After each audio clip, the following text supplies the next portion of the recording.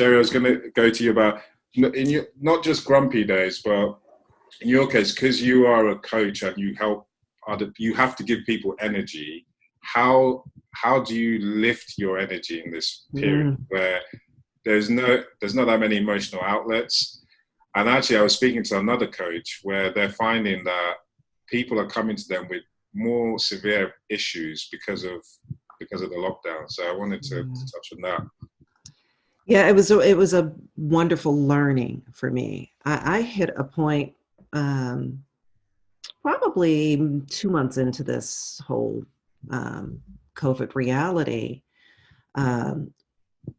where I just had, you get to a point in your day, and you're like, oh, I got nothing left, right? I was just exhausted, drained. I am continually in the holding, giving, watching, taking care of what's needed here. What direction are we going in? And I stopped and was like, oh, what do I need? Like, oh, I'm empty. What do I need? And usually, someone will come back, take a walk, like what Mo does, or get on my yoga mat, or why don't you just sit on the back porch and have a cup of tea? And in that asking, I got nothing. I got no answer. It was like I had lost connection to my center. And it was the scariest feeling I have ever experienced, because it was just so indicative of how low, how I was so busy taking care of others that I had let my well get so low that I couldn't even access my need state. Yeah. Right? Really scary. That's triple down on the 3 M's, right? That's everything needs to stop, and I need to fill up. I'm with Mo on the slate, right? That's number that if we could figure out an M for it, we'd make it 4 M's, right? Because it's so important and so critical. And I put in a false set of check-ins with myself for a couple of days. You know what? And if I couldn't find something that I needed, I would get up and walk around. Right? Just get the body moving, get to a different location, but just do something that is about me and for me, so I can get back up to where I can feel my own need state. Mm-hmm. For me, because I'm right on the cusp of introvert and extrovert, there are times where I want to refuel in conversation. This is very refueling for me.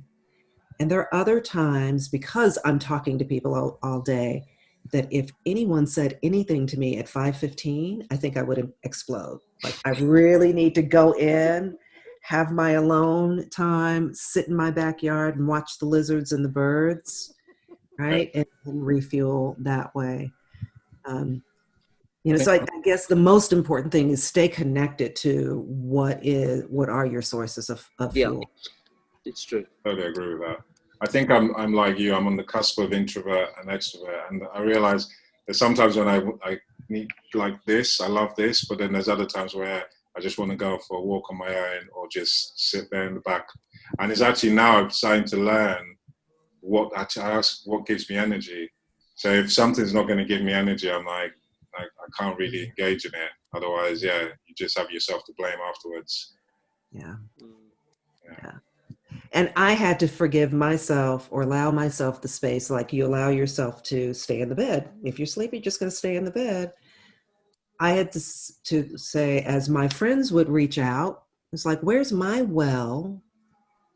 Am I full enough to be in casual conversation tonight with a girlfriend?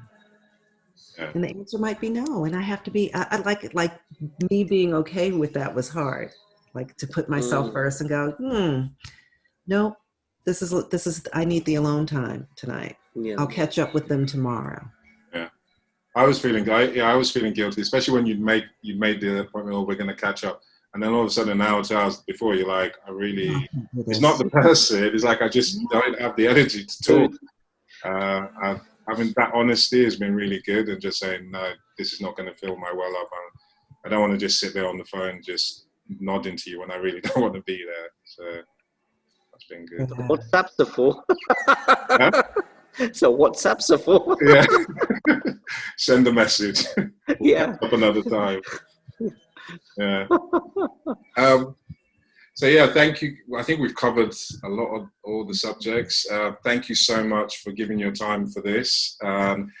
To finish off, I'm just going to ask each of you if there's one thing you'd like to share with the world at the moment to help people with their mental fitness. What would that be? We're going to start with you, Sherry. Yeah. Well, I would have to say, know you're well. Know those sensations that let you know how full or depleted you are. Yeah. Find your version of the 3 M's. What's going to keep you whole. Yeah. Okay. I love that.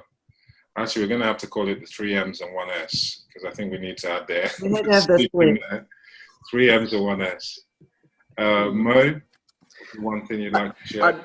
I'd sum it up in 3 things, really. I think the key thing is relationships, right? Work, and when I talk about relationships, I mean family and friends, right? You've got to have that balance, right? That's, that's the world we live in, all right? Second is you've got to have me time. You've got to give yourself time. And that includes getting the odd sleep, the extra couple of hours that you need because you've overworked. If you're overworked, you just need that sort of a couple of extra hours. It could be me time, could be a swim or a walk or anything like that. Just be on your own, like you said. You recharge. It goes down to Sherry's point about the well. You need to have that time to recharge, right? And the third thing is just the work balance. That's so simple. Everyone talks about it. We've been hearing since we were kids, a work balance, right? Yeah. You try doing a work balance, you'll be sacked any minute in the corporate life, right? Yeah. All that stuff. Everyone coaches you about work balance, right? At HR and all that stuff. It doesn't work. And they'll talk about creativity, right? Or you're going to think outside the box. You think outside the box, your company's going to go bankrupt and be sacked the next day. You can't think outside. You're not being told to think out. You have to think in the box. Yeah. Right? And there's no work balance, right? So that's so important. Work balance is so important. Right? I'm not saying shut off at 5 o'clock and just run home and be like the French and, switch. No, wait a minute. No, you can do a bit of everything. You can have, if your work's quiet, on a Monday morning between 10 and 12, why can't you go to the gym then? But this is a work, that's for another conversation. That's to do with the HR situation or corporate lifestyles.